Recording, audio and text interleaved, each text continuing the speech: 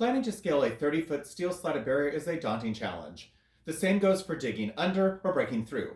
This isn't to argue that a wall is completely impenetrable given the right equipment, but to state the obvious. A barrier is far preferable to an open space where migrants can simply walk across. Agreeing with this, the negative stands firmly against the resolution. Resolved, Congress should refuse funding a border wall. Observation 1, definitions. I accept my opponent's definitions. Observation 2, value and criterion. The supreme value for this debate should be safety. As quoted on the National Safety Council homepage, accessed February 25, 2019, safety applies with equal force to the individual, to the family, to the employer, to the state, the nation, and to international affairs. Safety, in its widest sense, concerns the happiness, contentment, and freedom of mankind. The criterion for today's round should be utilitarianism. Whichever side of the debate creates the greatest good for the greatest number should take today's round. I shall further uphold this value and criterion throughout my contentions. Contention 1. Hundreds of thousands of non-vetted immigrants cross the southern border annually. According to the Council on Foreign Relations, February 19, 2019, although illegal border crossings have declined sharply the past 2 decades, in 2018 alone, 400,000 illegal immigrants crossed at the Mexican border. The article continues that this is not a vendetta against or picking on Mexico. While the vast majority of apprehended individuals in previous years were Mexican migrants, an increasing number, about 1 in 3, are now asylum seekers from Central America's Northern Triangle, Honduras, Guatemala, and El Salvador.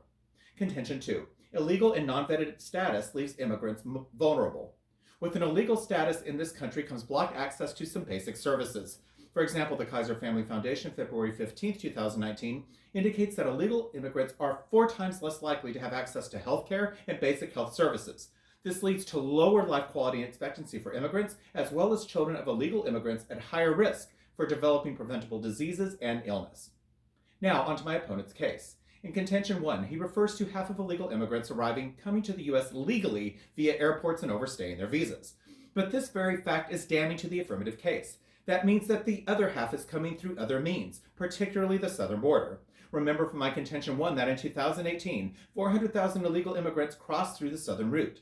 For example, CNN News reported on January 29, 2019, that several busloads of migrants were dropped right off at the southern border to cross into the United States via Arizona. In contention 2, my opponent asserts arrests have declined and are continuing to decline. However, you will note that my opponent used data from 2018.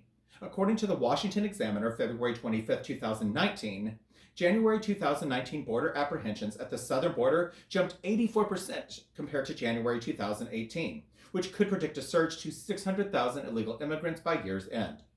While no solution is perfect, a wall protects U.S. safety and protects the safety of illegal immigrants that would become vulnerable if they cross the border for an undocumented status.